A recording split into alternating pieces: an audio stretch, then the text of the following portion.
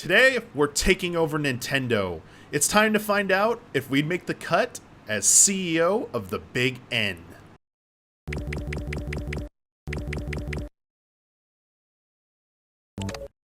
Hello everyone, I'm Michael Damiani. This week, I'm joined by special guests Shesez of BoundaryBreak and Kyle Hilliard of MinnMax. How's it going, both of you? Good. Yeah? How about you?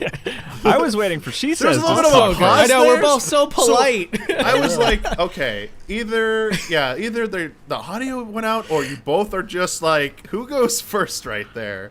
Yeah. We're both too cordial. Yeah, I'm also good. But that's good to hear. There you go. I'll complete the trio of goods. Yeah, it's been kind of a light, after a kind of busy January, February for Nintendo stuff, having proper directs back. They've kind of been silent for like the last roughly month. We've been getting more stuff from Sony and Microsoft, like lots of big updates. We just got the news drop about the reports about E3, the rumored paywall for E3. I don't know if either of you read up on that. Well, the ESA did come out pretty quickly to be like, no, no paywall, which I was like, okay, that's probably but the right isn't this call. the song and dance we've seen before COVID when they were doing the influencer version of E3 that leaked that we heard about? I don't know if they have such great ideas over there at the ESA. I don't know so what I'm that kind of show worried. looks like in the future, but yeah. I fully expect Nintendo's going to do something in the next few months.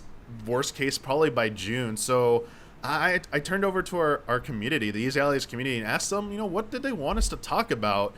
And I just saw this fun idea about they wanted us to pretend that we were the CEO. If we were in charge of Nintendo, how would we run the company?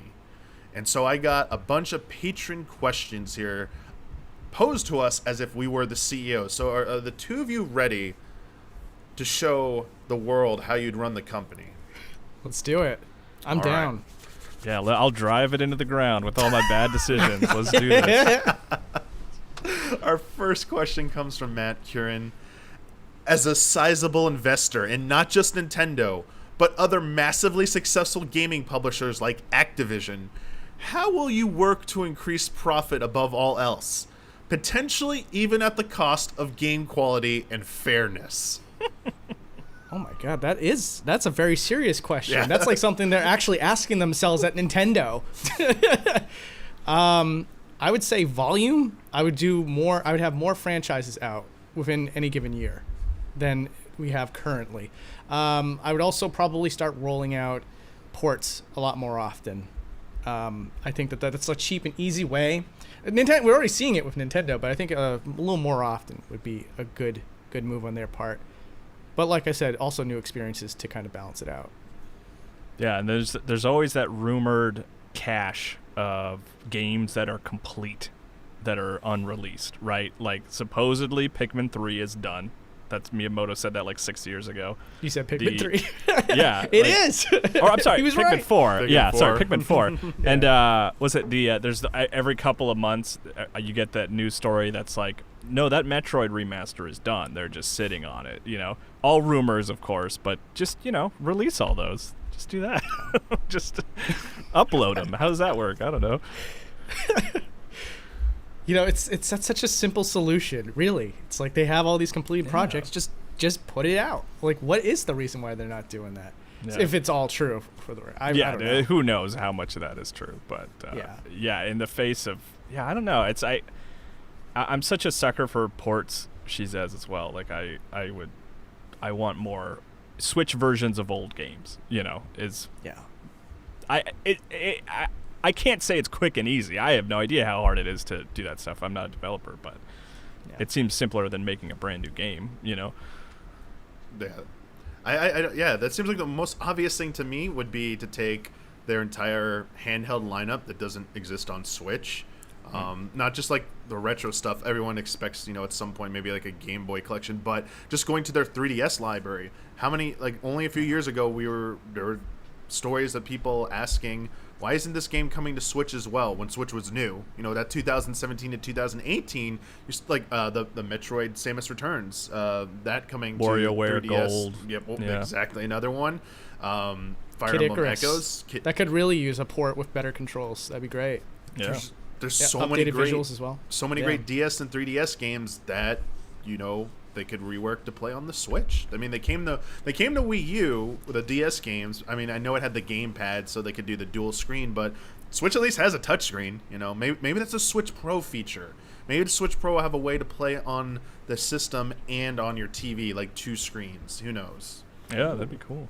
Yeah, I mean, it's like this kind of gets beyond the scope of the question, but just like thinking ahead about that idea of like, what would I do if I ran Nintendo? And like one of the things that I would want from Nintendo is like overall, I think they do a lot of things really well and better than the sort of the Microsoft and Sony, just in general. Like I think they take more time with their games. They kind of release them when they're truly ready.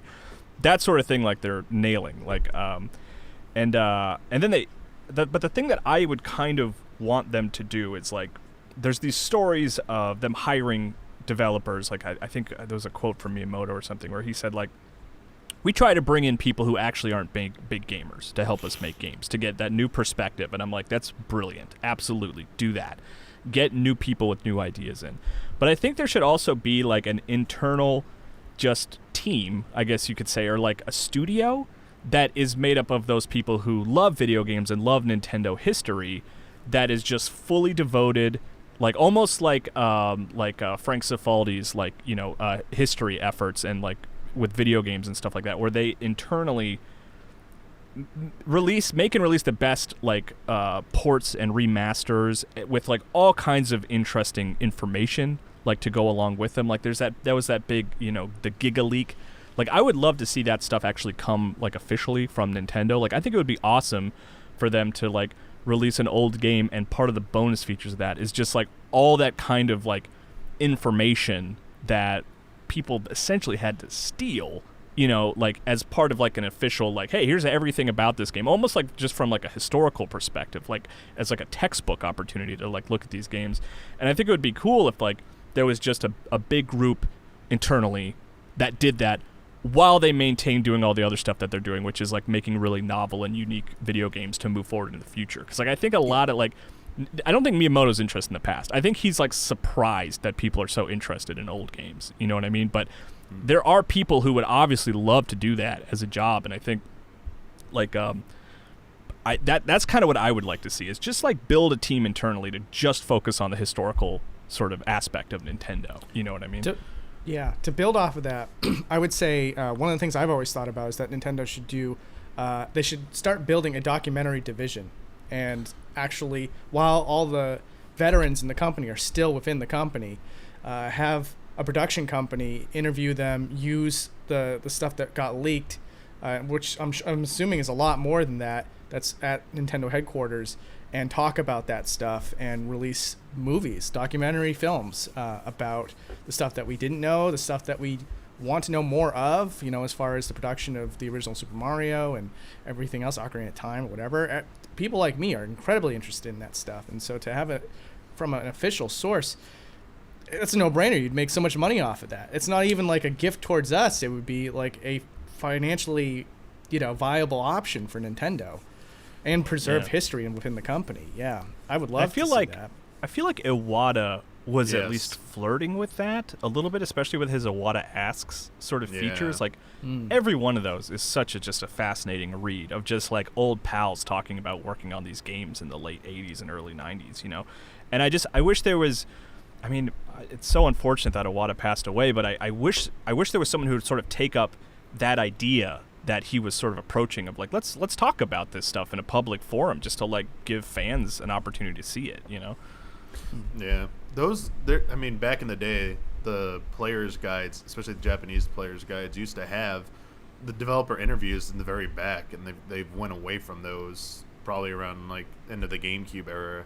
And as you said, Iwata Asks were like the peeks behind the curtain that we used to get.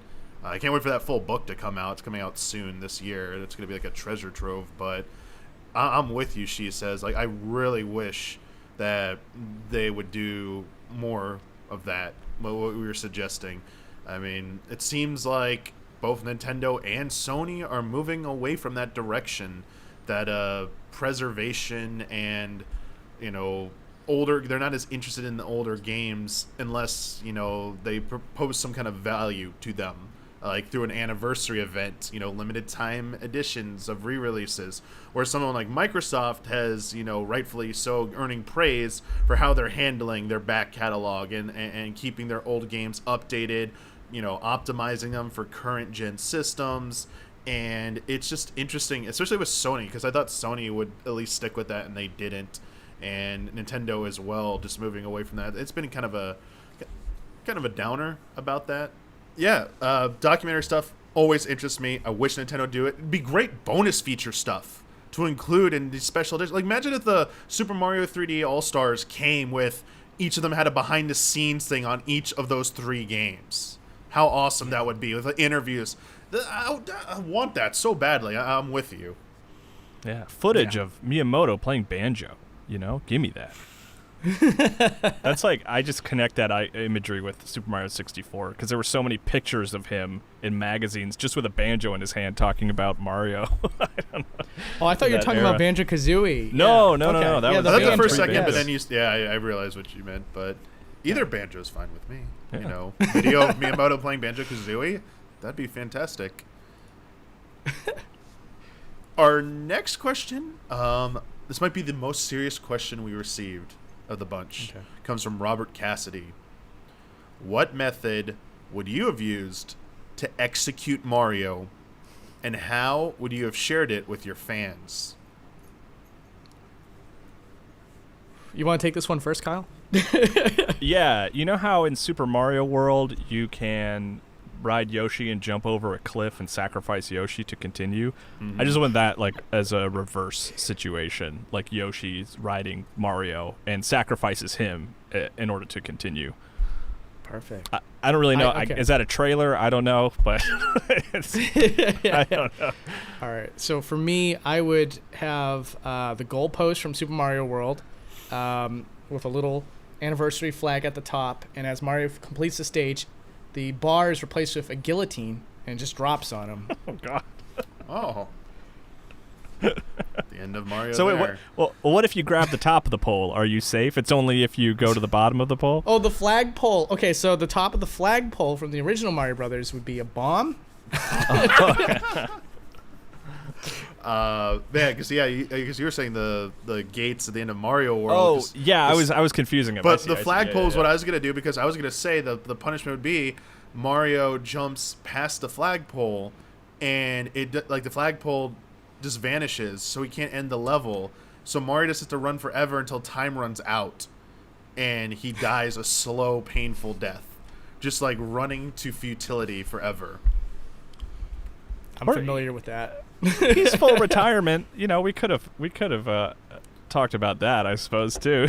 Jeez, why didn't why couldn't I have been more humane? Mine was the worst one. Yeah.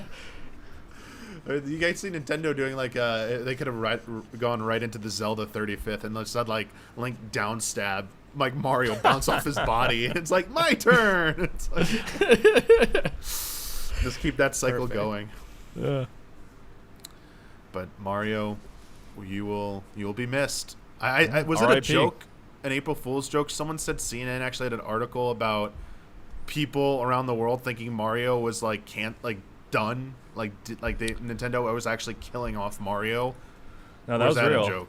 That was a real CNN story. Yeah, I think it went up on like the 30th or something like that. Yeah, it was. Right. Yeah. Wow.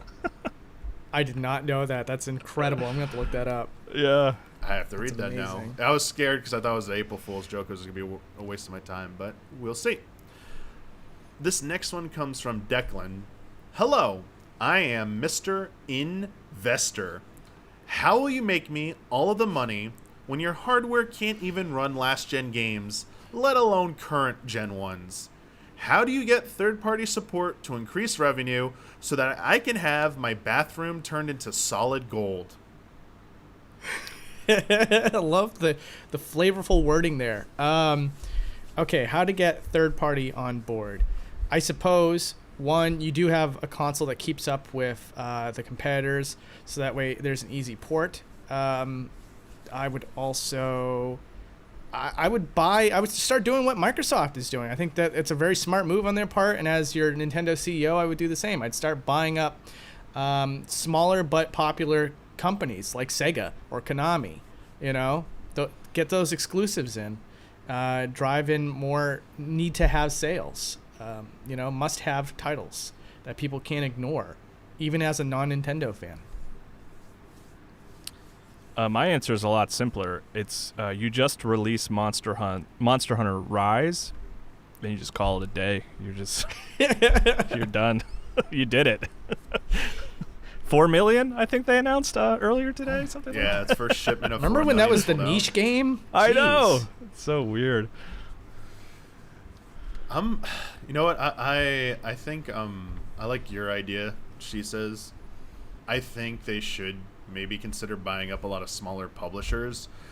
Sega might be on the bigger end, I would say. I'm thinking of things like NIS America or Neon Falcom or some of those smaller Japanese publishers that seem to have titles that come out on Switch that do moderately successfully, but they could want, as long as they're exclusive on Nintendo, it helps bolster the lineup, because those are the games I don't think are ever going to utilize like high-end GPU, CPU power for like a next-gen console. They'll always run fine on like a Switch, even in handheld mode. So those are the ones. But you know what? If I was CEO, I would be saying right now, you know what? The time has come. The people actually will pay a premium for a high-end Nintendo system, even if it's handheld. Even if it costs the same amount as a PS5 or an Xbox Series X, people will pay for it. And you know what? I think they're ready for it again. I think we're ready to try the GameCube experiment again, except you know what?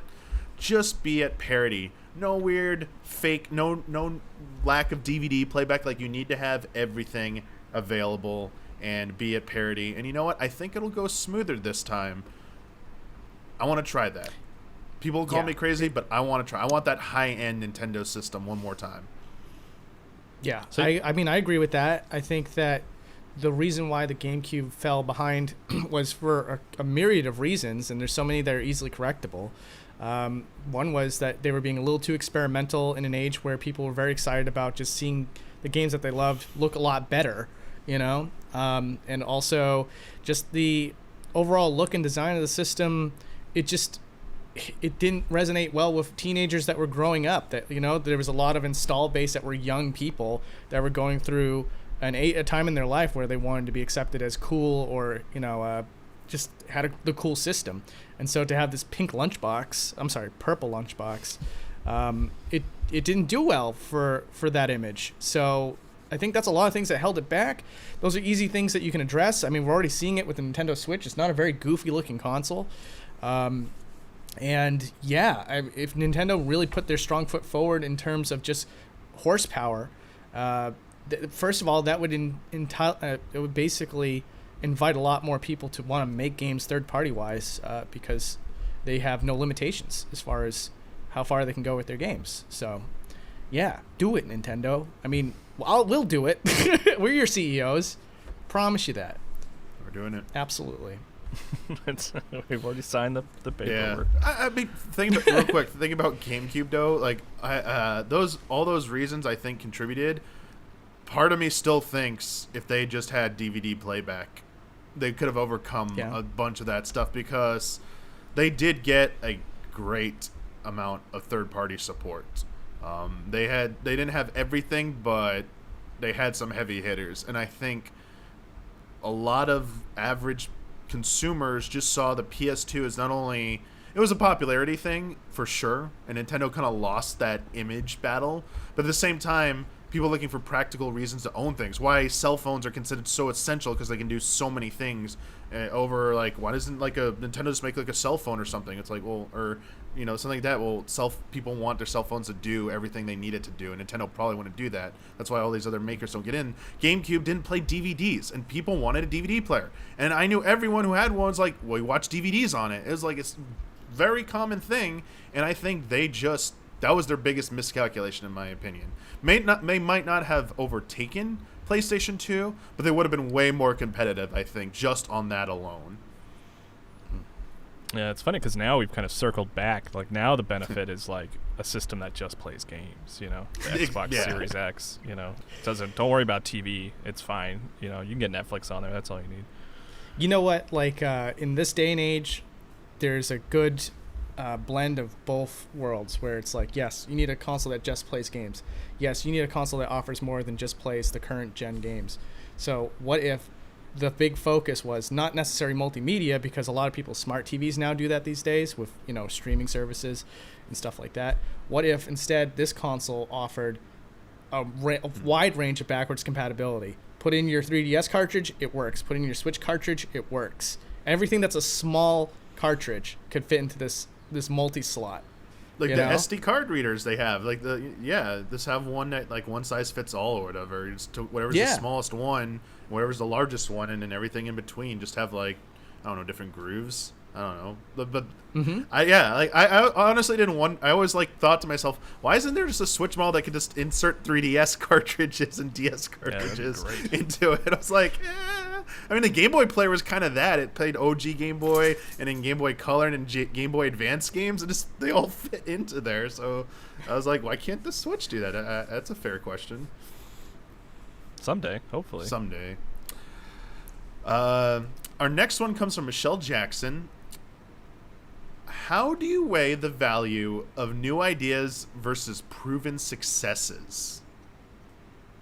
I mean, I think the sort of money-making CEO would favor proven successes, right? But the thing I love about Nintendo in general is that I think they do favor ingenuity and new ideas, sometimes to a fault, right? Because it's like we want all these old games, but like we also get like really novel new experiences. There's a lot of value in them sort of doing first. You know, some don't succeed, but the ones that do are like stellar and really take the company a long way. So like I said, I think like if we're playing CEO, like just let's make money, you favor the proven successes. But I think Nintendo in reality favors original ideas, which I love and I appreciate for sure. I think Nintendo right now has I'd actually say that Nintendo right now is starting to do a blend of what you know and something new, right? So like Luigi's Mansion 3 doesn't feel like it's too much of a deviation from the original and stuff like that. Whereas Super Mario Sunshine back in the day was a gross, like just different directions. Like, yes, it's 3D Mario, but now you have a water apparatus attached to you, and there's a lot of gameplay that revolves around that. And I know a lot of people didn't care for that. I know there's a lot of people that do these days. But I guess if it were up to me, I would say, what innovations can you do to make the player feel like it's better or cooler, or, you know, they have a better, something that they can like look at and be like, I want to do that. Not something that's like, I'm being challenged to decide if I like it or not by giving it a chance, you know? If they just look at this new gameplay mechanic and think like, I want to do that. Nintendo seems to have this problem where it's like, we're going to give you this idea and you're just going to accept it because we know better, you know? And sometimes I think that they need a better perspective than that, like if they're going to do innovative gameplay. Breath of the Wild was a brilliant idea, and I think that a lot of that stems from the idea of like, would a player want to climb up a cliff? Yes, they would. Would they like to glide across the landscape? I think so. You know, it's not this idea of like, do they want to ride on a boat for 90% of the game? Well, they're going to. We're going to prove that it's a good idea. And it was a really solid idea, but I think that once again, it's like the cell shading and everything else. It's like there was a lot they had to prove versus what, you know, putting the ear to the ground and listening to what people actually want. So I would install that mantra. I don't know if I used that word right, but I would basically install that philosophy into the company before doing any ingenuity within franchises or making new franchises. Yeah, I'll add to that as well. Something I think they also kind of have sometimes forced upon players, not just the creative vision, like you're going to deal with this mechanic, it's how you control the game. Nintendo has had some notorious examples of, we don't, accessibility be damned, you are playing the game this way. And to be fair, like referring to like Wii days, some of that backlash was just haters hating. It wasn't like people didn't care about accessibility. It was like, I don't like this. This is different. I don't want to play this way. But, you know, the last probably decade, we've seen the need and the push, and rightfully so, from voices saying, please be more inclusive with how people can play games, because not everyone can play the game that way. You need to have a better focus on accessibility. So games that will use motion controls, something like Kid Icarus, you mentioned Kid Icarus, but that control scheme is very restrictive to a lot of people. So if anything, I think be creative with your gameplay mechanics for sure, and balance making sure that's something people want to actually do and seems fun. But if you're going to have some kind of gimmicky control style, you need to have a way for players to fall back on a more default, traditional, or other options. Just give players the ability to play the game how they want to play it, and don't force them to use a certain control scheme. I think Nintendo is the worst at this. Absolutely. Yeah, Star Fox Zero being a good example of that. I ended up enjoying that game, but yeah, it was basically like there was just no reception to the feedback. I think at that point it was probably too late anyway, but it didn't sell well, and it's largely to do with the fact that Nintendo basically said it's going to be this way and you're going to like it, trust me. And a lot of people didn't like it, so that was like a miss on their part. And that's basic, again, that's basically where I'm at with it. It's like, is it going to make the experience for the player better, I think, like, in some ways, too, Nintendo is a little bit behind. And again, Breath of the Wild is a great example of them not being behind. Instead, they're pushing forward and thinking of new ideas that make the series more interesting and fresh. But, like, the last discussion we had, I talked about Pikmin 4, my ideas for Pikmin 4. And a lot of complaints that I see people have, even the ones that picked up and gave Pikmin 3 a chance, they say they get stressed out by the time limit. So I'm not, as a hardcore fan, I could see an innovative idea for the Pikmin franchise to steer away from that and do something different while still having, the core idea, which is harvest Pikmin, collect things, and, make progress. And like one of the ideas that I had to basically make it more fun for the player is to have a complete world that you can go from start to finish, walk through, that would be new, that would be fresh, and that would be really interesting to fans like me. It would make the adventure feel more grand, But yeah, sorry, for that moment in my head, I was like, oh God, I can go on this whole other topic, but I know you have questions, so I'll let you get back to them. Yeah. I will say this last thing. If I'm a CEO who really cares about profits, I do think, being brutally honest, and I care about money, Nintendo takes too long to get the games out. I would absolutely put more pressure on them to get Breath of the Wild 2 out sooner. How long it's take? I'd be like, no, what are you taking so long? Get these sequels out faster. There should be an Odyssey 2. Should be Breath of the Wild 2. Where's the next Fire Emblem? Like, these games sold. Where's Mario Kart 9? I understand, like, counters will be, well, you're going to cannibalize sales. Like, no, you got to keep the momentum going. Like, yeah, they're still charting, but a new one could be back at number 1 and stay at number 1 for, like, a year or two or whatever. Like, kickstart that momentum back into, like, the maximum amount. Maximizing profits, I just see... as a CEO, I'd be like to my development teams, like, you're taking too long. I understand you're trying to be innovative. Like Breath of the Wild 2, they're probably doing something ingenious that, as like, content creators, journalists, reviewers, whatever you want to call yourselves, we will appreciate that. As fans, basically, we will appreciate the time they take. But as CEO and then the people, investors demanding money, I don't think they buy that as much. I mean, obviously, they care about it because they want positive image, because that helps the brand and helps the power of the brand. But at the same time, I think investors are gonna be, man, you're taking too long with these sequels. Get them out. Get us more money. Like, get more sales. You should be making Animal Crossing 2 right now. Like, where's like Animal Crossing? Like, instead of an island, let's go to a city. Like, just come on, let's do it. City folk. I know. And then that's what a developer throw back in your face. We already did this. You don't pay attention. Mission accomplished, boss. You don't know games. Shut up, dumb investors. Yeah, I mean, but as the consumer, I'm definitely like dude, take all the time you want, man. I'll wait as long as you want to work on Breath of the Wild 2. Honestly, like, take the Pixar approach of, like, only pursue a sequel if the creator sort of has an idea they want to pursue. Like, I'm totally fine with that as a consumer. You know what I mean? Oh yeah, for sure. All right, our next question comes from Ehab Abdulatif. As an investor who likes to double his profits, how would you implement future surprise boxes in order to make more money? Surprise boxes. Loot Can you help me out with that? Loot boxes. That's Loot the boxes. code name people started to call them to get around. Yeah, it's the whole thing about dodging the legal backlash to loot boxes. So people tried calling them not loot boxes when they were questioned by Congress and Oh. stuff like that. Yeah. So loot boxes. What are you gonna do with loot boxes to make more money in Nintendo games? There's better ways to make more money. Sorry, not in Yeah, my I would- company.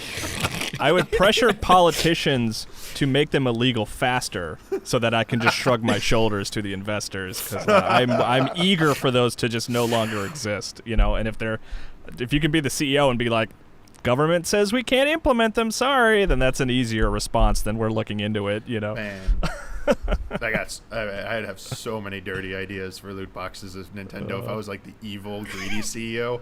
Like your Pikmin 4, she says, I'm absolutely having a special colored Pikmin that's going down, and if you pay it, it'll bring you back a box, and they can have a random Pikmin in there or a random item for you to boost your, here's like 10 free here's a time bonus. Hey, you ran out of Pikmin? Here, open this loot box, you might get more Pikmin out of it.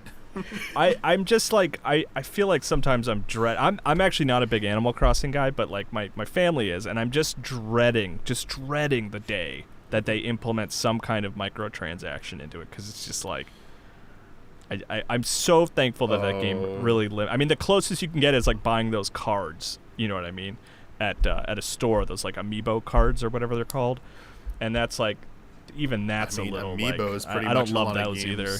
Function like loot box, like Breath of the Wild. They were pretty much like, well, you get the costume this time. Nope, you got another rupee. Thank you.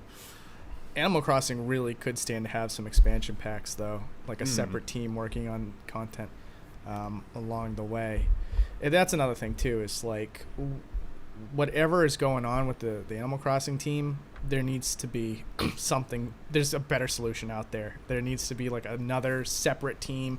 You know, like they do with like the Bethesda games. They'll have like 2 different dev teams working, simultaneously or something like that. And then someone will come out with like Fallout 3 versus New Vegas and all that stuff.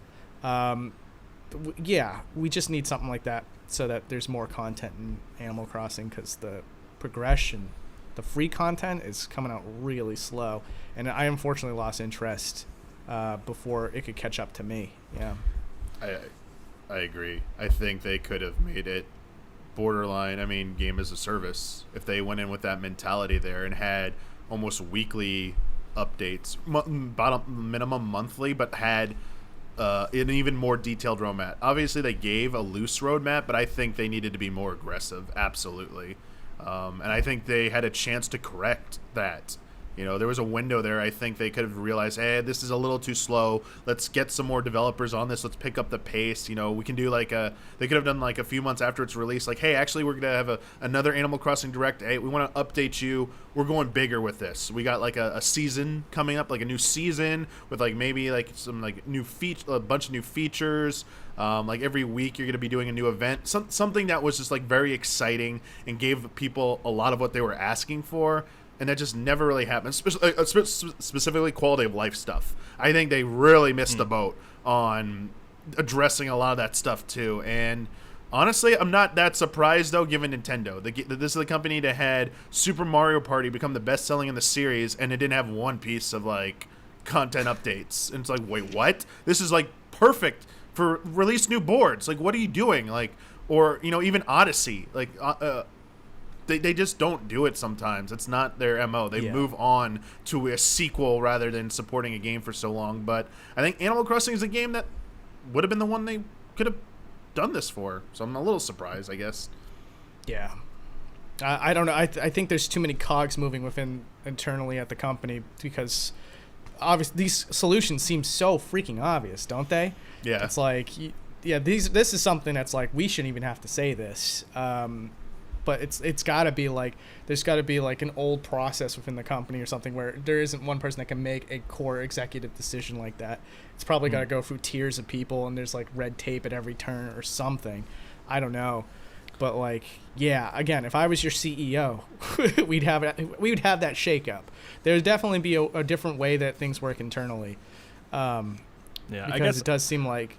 I was just gonna say I'm still so appreciative though, as like just the idea that Animal Crossing is a single payment experience. Yeah. You know what I mean? Like I am grateful for those experiences. I don't really like games as service, like just on a personal level. So like, I'm glad Nintendo is still sort of pursuing, because I don't think it wouldn't make the game more fun or better necessarily to have the option to buy additional content when it came out. I'd rather them focus on making that core experience that you buy at the beginning that you pay for once great. Absolutely. You know? I think like, that yeah. like, well, you know what's funny is that I feel like New Horizons is still a little scant on core content as it is. That's totally like yeah, that's fair. Yeah. Yeah. Yeah, and I feel like For if sure. anything, the base game should have more. But like, I would say, ideally, I would say that the base game would have even more content than we actually got. And then in tandem, if you want to buy more stuff, that would be fine too. I think like of like the original Sims where you buy the first Sims and it's a fine experience on its own right. But then you can start buying more stuff if you really want more content out of that game. But yeah, I don't want it to become a point where it's like you're just getting a fraction of the game and then they piecemeal out the rest of it to you. Yeah, I wouldn't want that to happen either. Yeah, I agree. We kind of already talked about this next. Oh, sorry. Go ahead. It's so Go. hard for me to put myself in the CEO mind space of like profit, because I'm like just like, well, no, Yeah, I just want the games to be good because I just want to play the games. I mean, ultimately, I don't really care if Nintendo's turning a profit. I just want to play good games, you know. We're still coming at it from a consumer angle. I feel know. Like, whereas, like CEO would be like, yeah, have a great core game, but for like January of this year, it should have been like, here's season 2 of Animal Crossing. Let's go. Yeah, Like, what's the yeah. 2021 season pass for Animal Crossing? You know, we got to keep making this game selling well, but we also want to keep making money off people who already purchased it. 30+ million owners. You know, that's a lot of money sitting on the table there. So this is the greed that goes on in those discussions, sadly. Sorry, as I was saying, that this next one we kind of already talked about. I'll just give it a mention. Dakota Hayes want to know why we haven't bought Sega yet. Obviously, it's Sega and including Atlas. This has kind of come up a lot. There were rumors that was it Jeff Grubb? I forget who said that Microsoft had another acquisition coming up in the works that was apparently as big as Bethesda, and people were speculating it might be Sega because Sega Sammy actually split up its like pleasure entertainment, like it's a pachinko department and it's console PC gaming. They spun them off into 2 separate entities within the company, which made people speculate that might have made it easier to buy that one entity instead of the whole. I don't know. That's not my weird. expertise, but Yeah. people thought it was like, oh, this is happening because Microsoft is getting ready to buy Sega, and as you know, Microsoft wants a better foothold with the Japanese market and fans of Japanese-made games, and that would definitely strike a chord with their consumers. But this has come with Nintendo for so long. Ever since the Sega went third party and Sonic, they're like, why hasn't Nintendo just bought Sega? So maybe that's a simple question. Yeah, they don't really acquire a lot. I mean, they bought Yeah. the Luigi's Mansion developer, and I was like, whoa. Oh, next level. That's like such a huge surprise. Like they have a lot of partnerships, and they have like exclusive partnerships, like Game Freak and stuff. But like, yeah, they don't often buy stuff. So it's not. I'm not surprised they never bought Sega because it's like that's just not what they do. They'll work with Sega, but yeah. What was the company that made the Mario and Luigi series? Alpha Dream. They didn't even keep them alive.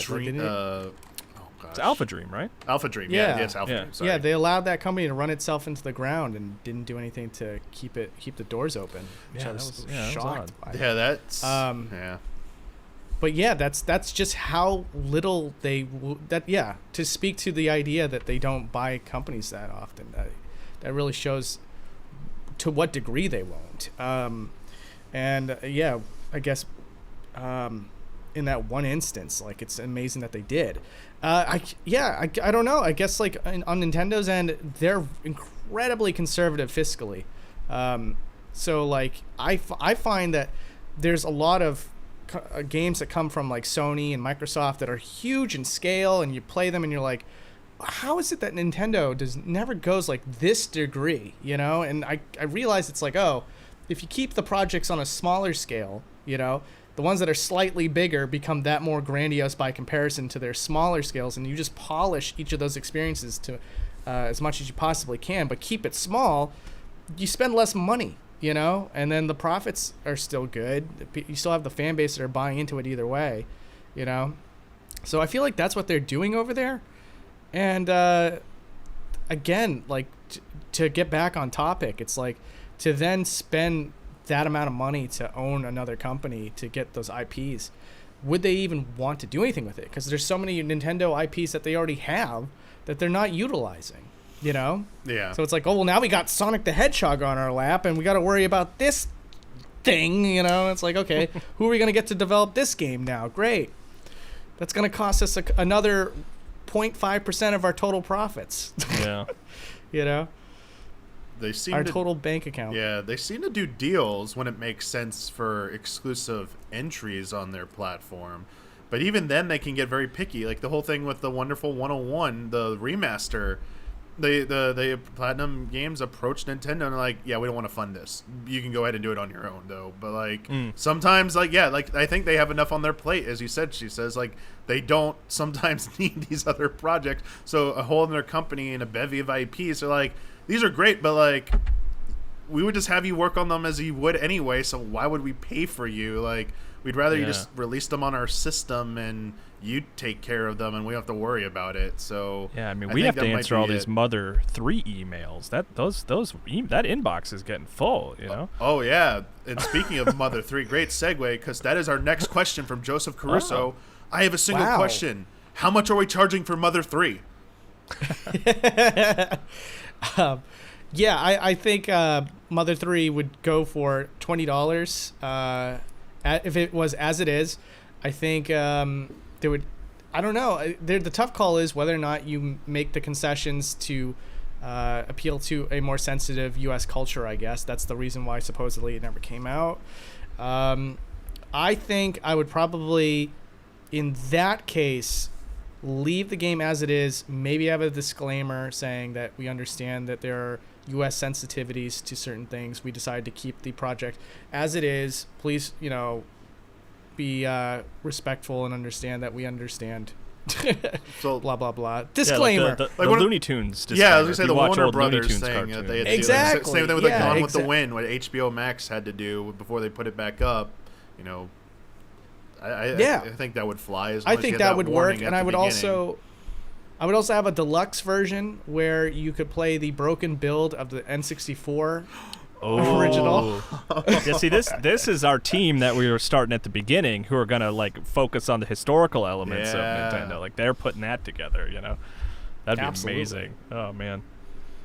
But I would just put it on. This is bonus content. This is not meant to work properly. You can get a look into what it used to be, or something like that. And be very careful with that wording too, because Sega did something similar, and the original developers got very upset by the wording. So it's called a demo or something, you know. Just call it an in-process, you know, project or something like that. Yeah. Yeah, I would raise the Nintendo Online subscription by $5, and when everyone is really upset about that, give them 24 hours to be irate about it, and then announce that Mother 3 is coming to the platform soon. There you go. That sounds like old Nintendo. Strength that value proposition. That's a good decision. So I say whatever that's going on with Mother, you release anything, that's a premium. Absolutely, you are charging for that. And you know what? Make it to even do better. We're gonna make it a timed one of those Vault games where Vault you got 3 months to buy Mother 3. And if you don't buy it, it's going bye-bye. And we don't know if it and when it'll ever come back. As your CEO, I would not ever do anything like that again. I'll raise you this instead. I would lift this idea that there's another company philosophy that's become very apparent through a couple of interviews and stuff like that, that a lot of these people that want to make sequels to certain games in Nintendo franchises have to go to the original creator to get their blessing, essentially. Punch-Out almost didn't happen on the Wii because Ginyo Takara was approached and he was like, well, what can we do differently with the franchise? Why would we put out a game simply for it to be on the Wii? And they convinced him by saying like, oh, we'll use the motion control so that you're in control of the boxer. And that's how they got the green light. And nobody used the motion control, and we got a great game out of it. I would lift that philosophy. I would basically be like, no, we can have a board of people decide whether or not it makes sense to make a sequel. And with that in mind, we could start to see things like a claymation remake of Earthbound with 3D graphics. That'd be cool. That would be very good. So I'll take one of my big things. Give me that F-Zero. Give me that new Wave Yeah, Race. F-Zero. Heck, I mean, Sure. as a CEO, I'd be like, these games don't need to be $60 either. I would take a sequel to F-Zero GX that's like like $29.99 or $34.99. You know, I do think there is a missed opportunity with some of their franchises, their dormant franchises, that they can come back and they don't have to be AAA efforts. They can be what they were before, just updated slightly, and don't charge full price. I know that's not in Nintendo's MO, but heck, I want more sales. I want more revenue. So, like, I'm CEO, I'm authorizing it. That would work. My idea for the F-Zero franchise is to have a modified engine for the racing portion, but also have a GTA-like experience of Mute City. Oh, man, yes. And you get to be the bounty hunter that is Captain Falcon. Okay. And you get to collect bounties and race. And so you get the best of both worlds. And the online component is you can race on tracks, and you can also do drag racing in Mute City if you want. I mean, all the missions can just be like chase sequences. Get to this point before the bounty leaves. You know what I mean? And then you get Sure. your F-Zero racing game out of there. You know. I want to see Captain Falcon use that gun. He has like that Judge gun. I want Dredd, to see him yeah. use it. Yeah. He is Judge Dredd. You just have him say, instead of like Falcon Punch, I am the law. Punch. Oh no. Next question comes from Next Gen Hef. Could you please explain why first-party games are always released at midnight Eastern Standard Time, while major third-party titles are not always released at the same time? Why do you not give us a countdown clock or exact time for game and DLC releases? It's a secret. I didn't know that was an That's my issue, CEO answer. but I'll talk to my people and we'll figure it out. Oh yeah, no man, that's absolutely an issue. Working at Game Informer, I mean, I'm sure Damiani, you run into it too. I mean, there's like embargoes to meet and like videos you want to produce based on games. And I remember like there's so many instances where I would go in the office and be like, okay, we should make a video about this today. Let me go download it. It's like, well, wait, when is it coming out? And then even I would email Nintendo and they'd be like, look, it releases like between this time and this time. It's kind of inconsistent. And I'm like, yeah, I know. That's what I'm emailing you. Jeez, I didn't know that. So I don't know. That is very odd. I don't know if that's just I think that might be one of those things that maybe Nintendo just doesn't realize people want. People like to plan their schedule around game releases. I certainly do. And there was a point where major Nintendo releases in North America, at least in the U.S., did come out on Tuesdays. I forget when it switched over to Fridays. If it was the Wii era was when it started to happen, or if it was Wii U. I mean, that was like DVDs, CDs, release days, and then video games found Tuesdays. Yeah, exactly. I worked retail for a long time. At least so here, I remember that. I know Japan. It has been, was it Friday or Saturday for like forever? So I wonder if they just wanted to move to a more universal. Everything comes out at the same time. So, because the biggest thing, the CEO, the thing that like I would be. The confusion I see happening is like I want our games to be enjoyed and get as much attention, but we can't have these faux pas anymore of someone in a different territory is legally allowed to play it. It's available in New Zealand. They start streaming it on Twitch. their Twitch account gets shut down because we're going off Pacific Coast time in the U.S. for when you're allowed to like start streaming these games. There's all like Nintendo's like a history of these weird timing issues and like being centric to this region or whatever, and it would be nice to maybe iron that out and not have that confusion anymore and respect a more like, you know, international community and international releases a little bit better. Yeah, countdown clock, like that's perfect. Just let's get some of those. Like it's like Steam basically. They're talking about when Steam's unlocks, like has the clock it shows you, or I believe, right? Does anyone else do that? Yeah, I think even Xbox does it too. Okay, yeah. I don't have Xbox. I was like, I don't think Sony does it.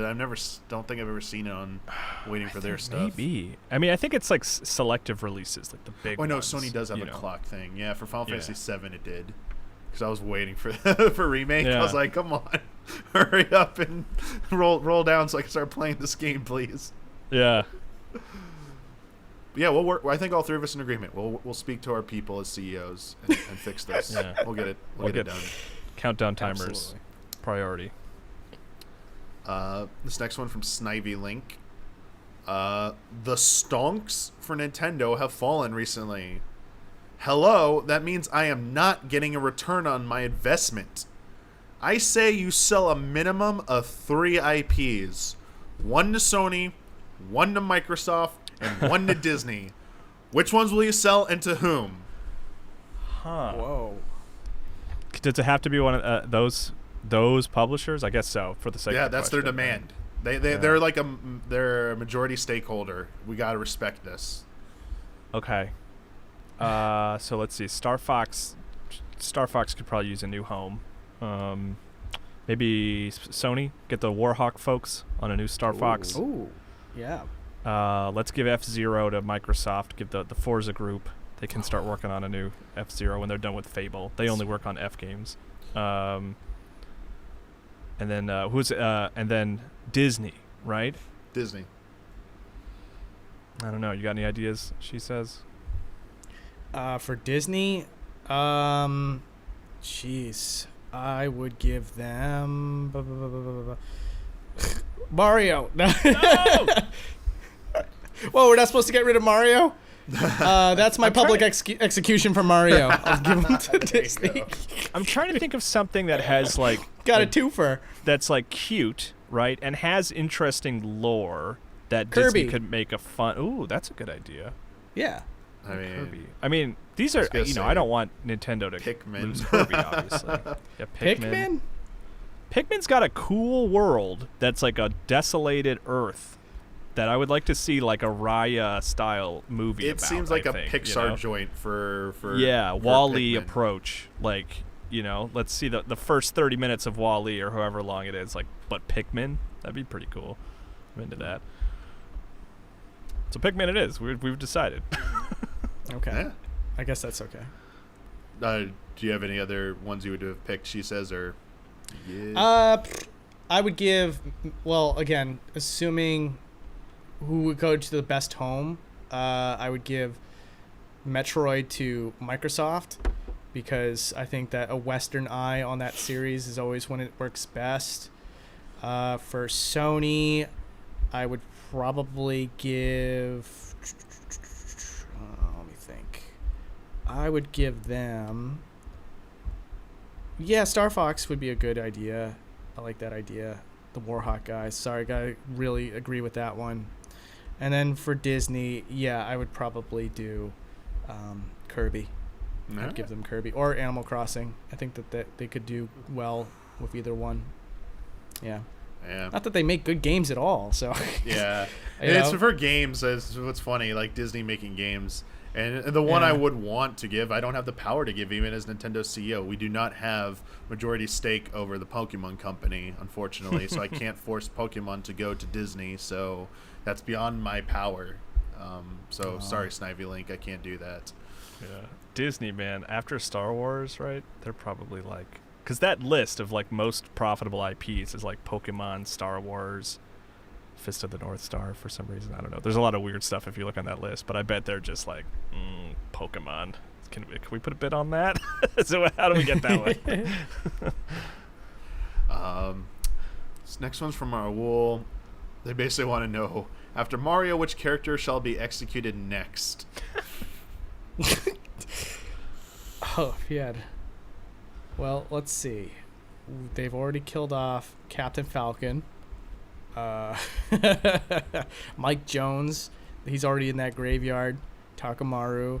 So, I guess the next execution will be Star Fox. I think Star Fox is probably going to have to get the axe next. So, sorry, Fox. Being so mean to Star Fox. I like Star But Fox. you know what? You guys are going to love those 3 or 4 projects that we got in the works. So you can buy them up real fast and then say Star goodbye Fox. forever. Well, this is funny because the very next question from Garrett is characters from Star Fox have already been crafted into puppets. So would you make them available for purchase with amiibo functionality? It's like Whoops. yeah, whoops. Yep, for the 35th anniversary, for sure. For a limited time. But yeah, I think people are expecting, like, in a realistic perspective, The Legend of Zelda to be next, and to also have like limited time availability, and that'll be canceled. And if they bother to do anything, acknowledge the existence of Metroid. That Metroid Prime Trilogy HD, if that's real and that happens, that will absolutely be a limited time thing. That they will force you to buy that ASAP, yeah, and it will be gone. Yeah, which would be a and shame. I'll buy it. See? Me too. You will buy it. See? Yeah. Yeah. I got one from Ricardo here. What would be your plan for game announcements? Would you pull an Ubisoft classic? And they describe an Ubisoft classic as a controlled leak in an airplane a year or two before a release to gauge internet interest. Or would you announce something long before it's out and ready and risk delay and constant backlash? Or stick to a short announcement release window, even in a drought year in which investors and consumers are hungry for any nugget of new product info? How would you handle game announcements? I think I would use polling a lot more often. I think that, gauging player interest is important, but I think that, leaking things ahead of time, I think that's kind of a weird tactic. If that it was, calculated, who's to say really? But I do think that there is a problem with keeping things super hush-hush for a long time, and then any company releasing it, and then it falls completely short of consumer expectations, and it's just something that could have been preventative, So I think that, people love doing surveys when it comes to things that they're passionate about, like video games, and I would probably do that a lot more often. But I would also be very careful about how I phrase the questions, because they did that in the past with the Wii, and they polled people about their experience with Super Paper Mario, and a lot of people said the story was obnoxious. And it was like, well, you threw in a 15-minute long intro for the game for something that looked like a platformer. Of course you're going to get bad feedback for that. And it ruined the series henceforth, because they thought that people didn't want story in a Paper Mario game. Which, no, that's not true. So, I'd be very careful about the questions asked, but I would probably poll people. Is how I would basically try to get very solid projects up and ready and give pleasant surprises to people. I actually really genuinely love the shortened announcement to release sort of window. You know what I mean? Like, I love the sort of, there's a lot of, it's fun to, suddenly announce something, and then like the realization that it's not too far off is super exciting. So the fact that like directs are kind of closing that gap more and more. There's fewer directs, bigger announcements closer to release. I'm all about that. I really like that a lot. I do like that too. I like it when it's like, ooh, next month? Okay. Yeah. Like Paper go. Mario, speaking of. Yeah. Yeah. The only thing I will say is I sort of like the announcement of the existence of a game a little bit early, but people get annoyed at it, but just knowing the confirmation that, hey, there's a new Pokemon, hey, like when they did the Sword and Shield announcement, it was just in an office. That wasn't the best way to announce it, but Metroid Prime 4, just like the existence. I don't like the long wait. If your game is more than a year out and you want to announce it, I would say it had to be, if you're going to announce a game, better come out within 2 years. Minimum. Anything longer than 2 years, don't announce it. If you're confident it's coming out within 2 years of an announcement date, you can announce its existence. But when you're ready to show it off, I like that short lead into the release. Like, once I see the gameplay, once I see what it's about, I don't want to be waiting more than like a year. Even a year feels like too long. I want like 6 months or less from, here's the blowout of this game, this is what's going to be about. You're going to be playing it in 6 months. Like, the 3 months ones were the best last year with Paper Mario, the Origami King. Love that. It's like, hey, you're going to be playing this in 3 months. Hyrule Warriors, you're going to be playing this in 3 months. It's like, yes, yes, yes. So I'm fully expecting that, and I would want that for this year. When next time we see Breath of the Wild, too, I think it's going to be, the release date will be like 3 months after we see it next. And I'm hoping that's true for, like, Metroid. We see Metroid, it's like, hey, show me it when it's like a few months out. I would love that and not have to wait a year. But I still like the teases to get excited. It just don't, for lack of a better word to describe it, don't Square Enix it. They have the worst history of announcing things and they take forever to come out. Don't do that. Yeah, Avoid don't that. print a banner. Don't do that. But man, like, can you? Let's say I'm not confident in this in any way. But let's say Breath of the Wild 2 is like coming out in November this year. I don't think it is, but like pretending it was. What if? I mean, imagine if they announced it in like August or something and said it's like coming out. Like, that would just be amazing. I would rather have that than the sort of what we have now, which is like been 2 years at this point that we're sort of waiting around for more Breath of the Wild 2 details. Yeah, well, you know what's funny is I actually, maybe I'm too bold, but I do think they're going to do that. I think that we don't have our holiday title yet, I don't think. Do we? What is it? We don't. I think it's just Monster Hunter Rise, man. It's just going to keep... It's just going to take us all the way through 2021. I mean, it's their big first half title. I mean, people expect it's like the Animal Crossing thing last year. Like, Animal Crossing just carried them through, you know? Like, everyone's like, we need a new November game. I think Nintendo was checking the books and being like, guys, I don't think we do. 3D All-Stars was probably their big second half game last year. By maybe sales Hyrule alone. Warriors, maybe. Hyrule Warriors was big, but I think 3D All-Stars was bigger. I going off of the Bloomberg report, though, their sources seem pretty solid, that there is some heavy hitters that Nintendo is expecting out by the end of the fiscal year, so by the end of next March, that are going to drive record profits that will beat out even last year's the fiscal year just ended. We were going to get that fiscal report very soon. We're going to see how extraordinary Nintendo's 2020 or their fiscal year 2021 was. It's going to be insane. They're expecting to beat that on the Switch Pro or whatever it's going to be called, and they say they have some heavy hitters that just haven't been announced yet. I do think we're getting either, if it's not Breath of the Wild sequel, I think we're getting like a brand new Mario or maybe even Mario Kart 9 or something of that caliber is coming out this holiday. I'm pretty sure we're getting something huge. That'd be exciting. Yeah. I think it's going to be Breath of the Wild 2, and I think that it's going to have compatibility with this Switch Pro, whatever it's going to end up being called. But, you know, we'll see. I just think that, like, between all the projects that are announced, I just feel like Breath of the Wild 2 is the most likely because it's working off a already built engine, you know? So it's just kind of like, it's almost like the Majora's Mask experience, but they have a lot more time to work with it, and I think we're at that point now where they've had plenty of time to produce something off of it, you know? So that's just where I think about it, because again, it's also a visual art style that's very similar to the original as well, so that they could probably flip a lot of assets. I'm sorry, I'm getting speculative on our CEO discussion. My bad. Hey, you'd think you'd know all this stuff. Like, you'd think you'd... You know. Yeah, it's because I work on the inside. Yeah.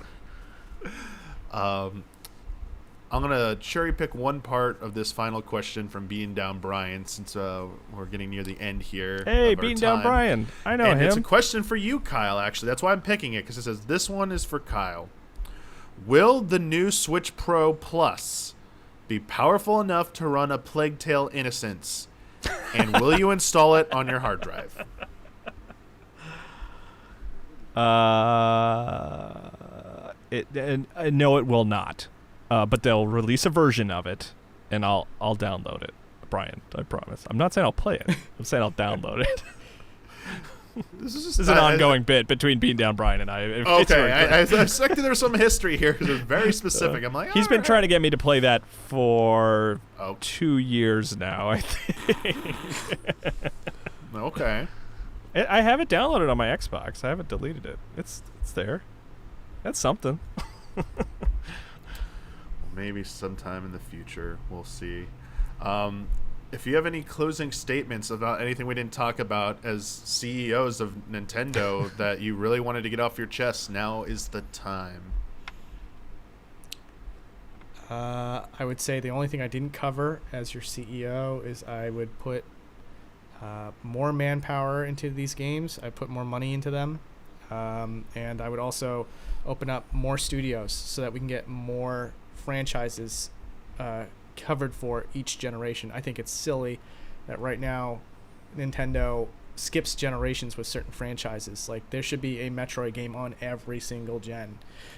That should not be something that's happening right now. And so the solution is open up more studios and give them work. I think that's we need to be a little less conservative. I think now we're on the top of the mountain. It's time to build, It's time to really kind of put the money in and like show how much profit we can actually get when we have a huge install base. So let's make some money.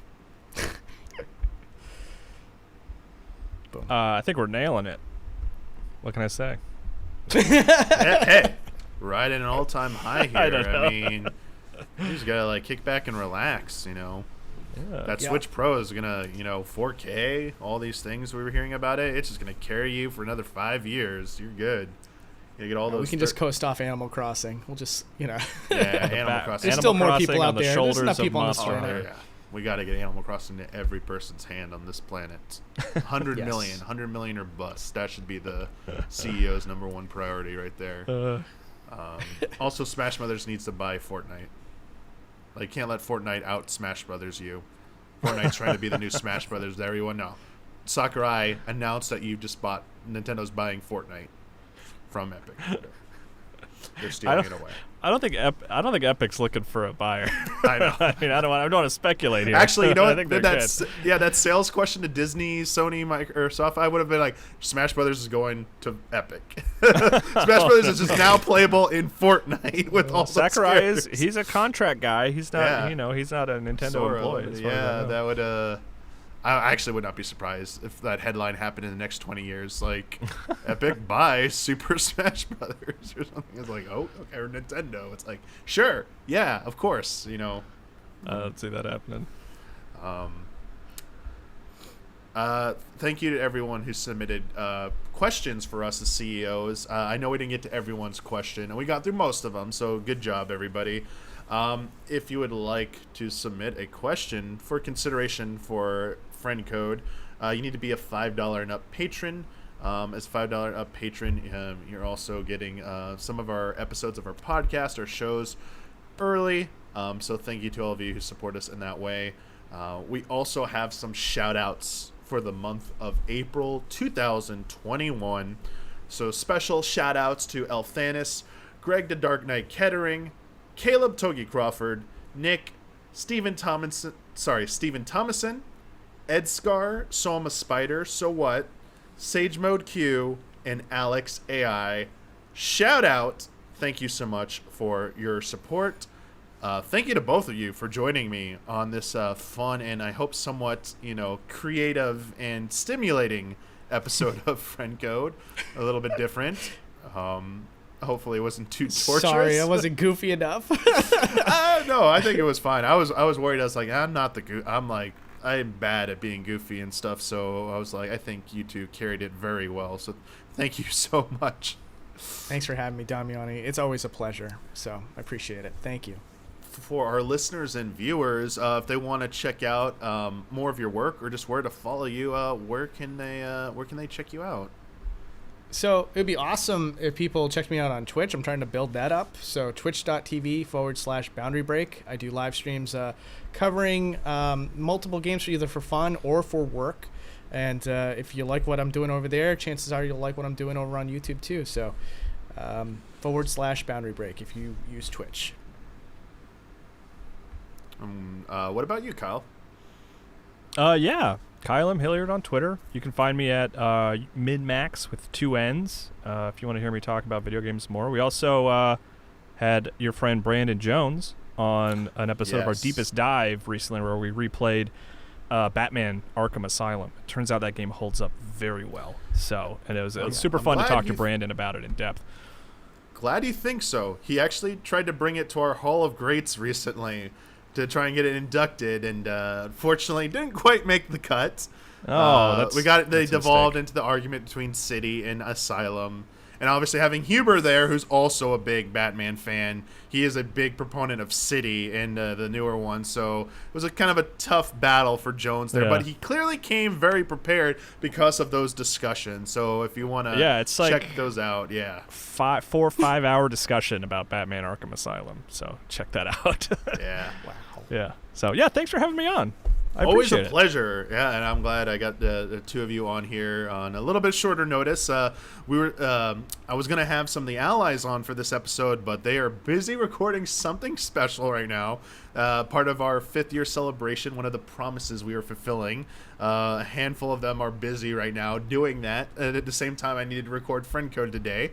So look for that soon. I won't say which one it is, but it is coming in the near future. And as I mentioned near the end of this episode, I completely forgot, we are due for that big fiscal year report from Nintendo in the next few weeks, I think. So hopefully it's out by the next episode of Friend Code, because we're going to do a deep dive into how record-breaking that year is. And you know what? Maybe there'll be some new news, in that 2 weeks. So it's something to look forward to. But thank you to our patrons who also submitted ideas for what we should cover this episode. I might do that in the future again. I'd like to hear what you want us to talk about and what you want us to cover on the show. So thank you to everyone. It was like 60 plus submissions. So obviously not all of them. I can only pick one. So thank you so much for that. And until next time, may the way of the hero lead to the Triforce. Bye-bye, everyone.